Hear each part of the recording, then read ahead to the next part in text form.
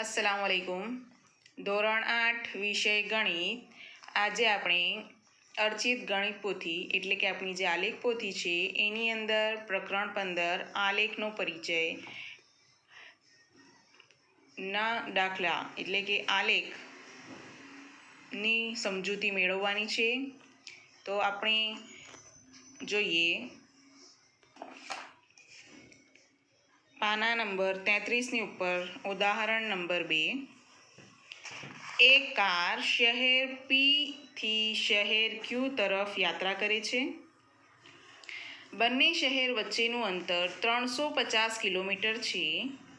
नीचे आकृति में आपेल आलेख में जुदा जुदा समये कार अने शहर पी वच्चेनुं अंतर आपे छे। जुओ अहीं आपणे एक आलेख आप्यो छे तेनुं आपणे अवलोकन करवानुं छे अने अहीं એટલે કે તે આ આલેખનો આપણે અભ્યાસ કરીને અહીં આપણને કેટલાક પ્રશ્નો આપ્યા છે એના જવાબ લખવાના છે। ચાલો અહીં આપણને બતાવ્યું છે એક્સ અક્ષની ઉપર સમયનો નિર્દેશ થયો છે, વાય અક્ષની ઉપર અંતર એટલે કે પીથી અંતર કિલોમીટરમાં આપ્યું છે। અહીં શહેર પીથી યાત્રાની શરૂઆત થાય છે તો શહેર ક્યુ સુધી જાય છે, બરાબર। અને બંને શહેર વચ્ચેનું અંતર આપણને 350 કિલોમીટર આપેલ છે। તો અહીં આ આલેખમાં જુદા જુદા સમયે કાર અને શહેર પી વચ્ચેનું અંતર આપણને દર્શાવ્યું છે। અહીં આપણે જોઈએ સવારે 8 વાગે 8 AM છે એટલે 8 વાગ્યાથી કાર પોતાની યાત્રા શરૂ કરે છે અને બપોરે 2 વાગે તે શહેર ક્યુ પર પહોંચે છે, બરાબર। એટલે આપણે આટલો અભ્યાસ કરી ચૂક્યા। અહીં હવે આપણને જે પ્રશ્નો આપ્યા છે તે જોઈએ। બંને અક્ષો પર કઈ માહિતી આપેલ છે? બંને અક્ષો પર એટલે અહીં આપણને એક્સ અક્ષ અને વાય અક્ષ બતાવ્યા છે। તો એક્સ અક્ષની ઉપર આપણને સમય આપ્યો છે અને વાય અક્ષની ઉપર પીથી કારનું અંતર આપણને દર્શાવ્યું છે। તો આપણો જવાબ શું આવશે? એક્સ અક્ષ પર સમય અને વાય અક્ષ પર પીથી કારનું અંતર દર્શાવેલ છે। સમજાય છે? ચાલો બીજો પ્રશ્ન છે કારની યાત્રા ક્યારે અને ક્યાંથી શરૂ થઈ? આપણે અહીં જોઈ શકીએ છીએ કે અહીં પીથી યાત્રા શરૂ થાય છે, બરાબર। તો અહીં પીથી કારની યાત્રા શરૂ થાય છે। કેટલા વાગે? સમય પણ પૂછ્યો છે તો અહીં આપણને આલેખની અંદર સમય દેખાય છે 8 AM AM છે એટલે આપણે સવારનો સમય અહીં જોઈ શકીએ છીએ। તો આપણો જવાબ આવશે કાર શહેર પીથી યાત્રાની શરૂઆત સવારે 8 વાગે કરે છે। એના પછીનો પ્રશ્ન છે પ્રથમ 1 કલાકમાં કાર કેટલી દૂર ગઈ? પ્રથમ 1 કલાક એટલે અહીં આપણે જોઈ શકીએ પ્રથમ 1 કલાક કારની યાત્રાની શરૂઆત 8 વાગે થઈ, 1 કલાક એટલે 9 વાગે, બરાબર। 9 વાગે કાર કેટલી દૂર ગઈ છે? તો 8 થી 9ના સમયગાળા દરમિયાન આપણે જોઈ શકીએ છીએ પીથી અંતર કિલોમીટરમાં અહીં જે આપેલ છે તો તે આપણે જોઈએ તો અહીં 50 કિલોમીટરનું અંતર કાપ્યું છે તેમ આપણે જોઈ શકીએ છીએ। તો આપણો જવાબ આવશે પ્રથમ કલાક દરમિયાન કારે 50 કિલોમીટરનું અંતર કાપેલું છે। હવે છે પ્રશ્ન 2 કલાક બાદ અને 3 કલાક બાદ કાર કેટલે દૂર પહોંચી હતી? જુઓ 2 કલાક બાદ અને 3 કલાક બાદ હવે બીજા કલાકે એટલે આ પહેલા કલાકની વાત તો થઈ ગઈ, બીજા કલાકે એટલે 9 થી 10 દરમિયાન કેટલું અંતર કપાયું છે? 100 કિલોમીટર। અહીંથી અહીં 9 થી 10માં આપણે જોઈ શકીએ છીએ આ 100 કિલોમીટર, અહીંથી અહીં 50 અને આ 50 એટલે 100 કિલોમીટરનું અંતર કપાયું છે।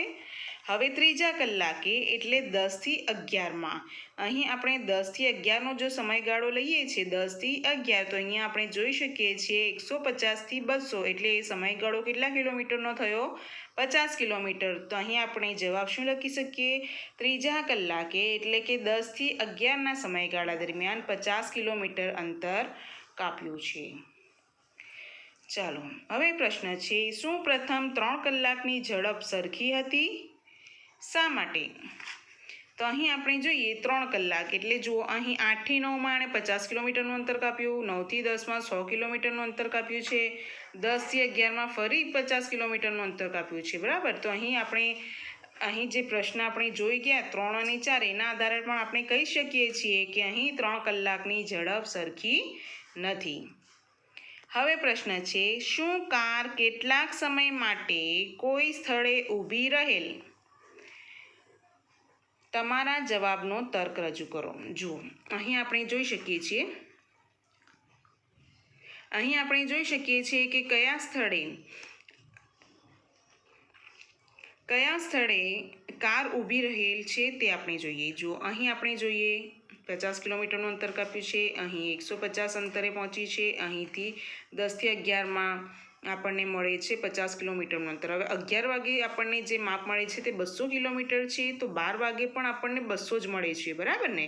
તો અહીં આપણે કહી શકીએ છીએ કે પીથી એ 200 કિલોમીટરના જ અંતરે આપણને 11 અને 12 વાગે એ જ અંતરે ઊભી થયેલી જોવા મળે છે. તો તેથી આપણે જવાબ શું લખી શકીએ કે કાર સવારે 10 અને 12 વાગ્યે પણ પીથી 200 કિલોમીટર દૂર છે, જે બતાવે છે કે કારે યાત્રા કરી ન હતી. એના પછી પ્રશ્ન છે, કાર ક્યારે શહેર ક્યુ પર પહોંચશે? અહીં જુઓ આપણે જોઈ શકીએ છીએ અહીં પી શહેર આપેલ છે, અહીં ક્યુ શહેર આપેલ છે. તો ક્યુ પર કેટલા વાગે પહોંચે છે તેનો ઉત્તર મેળવવા માટે આપણે અહીં જોઈશું. તો અહીં આપણને 2 PM છે એટલે કેટલા વાગે? બપોરે 2 વાગે. તો આપણે જવાબ શું લખી શકીએ કે કાર બપોરે 2 વાગ્યે ક્યુ શહેર પર પહોંચશે. આ રીતે આપણને આલેખ આપ્યો હશે, તેના આધારે કેટલાક પ્રશ્નો પૂછાયા હોય તો આપણે બરાબર આલેખનો અભ્યાસ કરીશું અને પછી આપણને જે પ્રશ્નો આપ્યા છે એના જવાબ લખીશું. હવે એના પછીનો પ્રશ્ન જોઈએ. ચાલો, આપણો પ્રશ્ન છે 15.1નો દાખલો નંબર 1. નીચે આપેલ આલેખ હોસ્પિટલમાં એક દર્દીનું દર કલાકે લીધેલ તાપમાન દર્શાવે છે.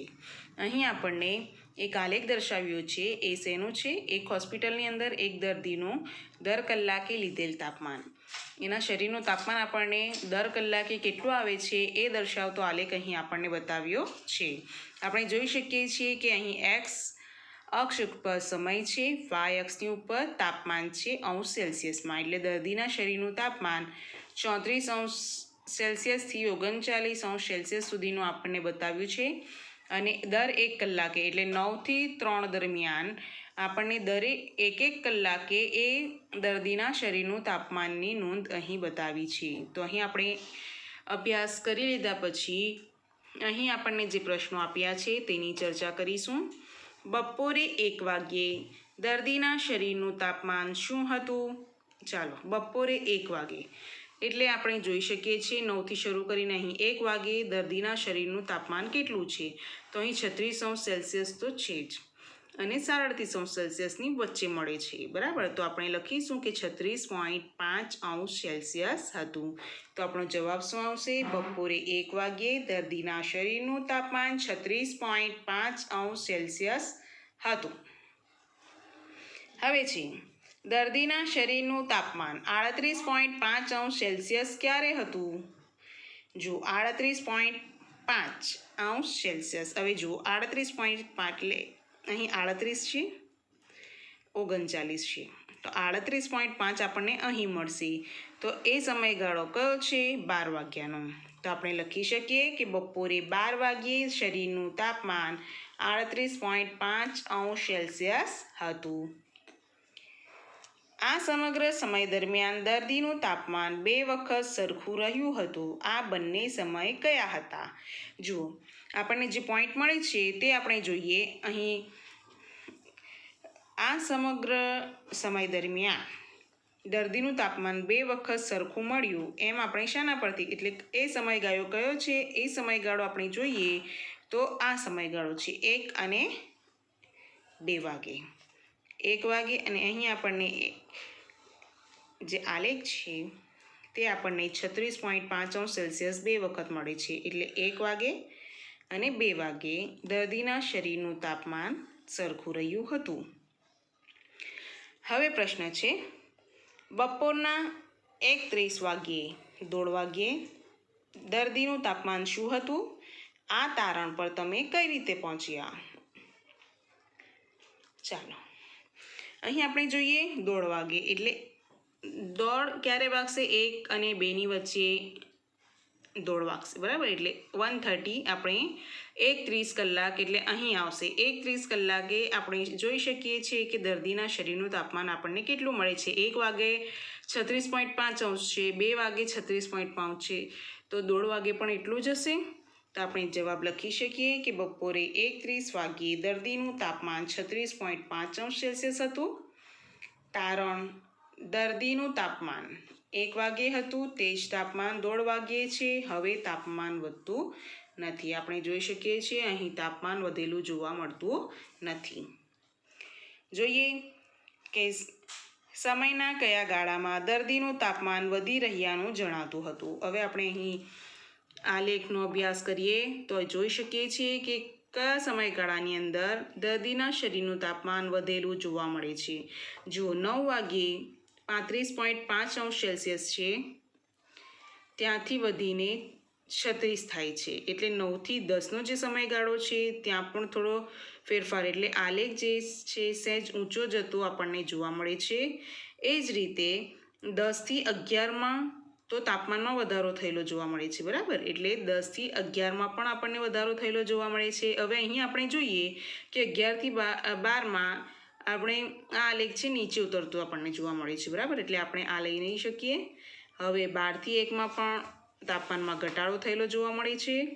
એ ઉપરાંત આપણે જોઈ શકીએ અહીં તો તાપમાન સરખું જ છે એટલે એ નહીં લઈશું. અને 2થી 3માં ફરીથી તાપમાનમાં વધારો થયેલો જોવા મળે છે, બરાબર ને. તો આપણે અહીં શું લખી શકીએ જવાબ? સવારે 9થી 10, સવારે 10થી 11 અને બપોરે 2થી 3ના સમયગાળામાં દર્દીનું તાપમાન વધી રહ્યાનું જણાતું હતું. આટલા પ્રશ્નો તમારે તમારી ગણિત પોથીમાં, એટલે કે આપણી આલેખ પોથી છે તેની અંદર સારા અક્ષરે કરવાના રહેશે. Thank you.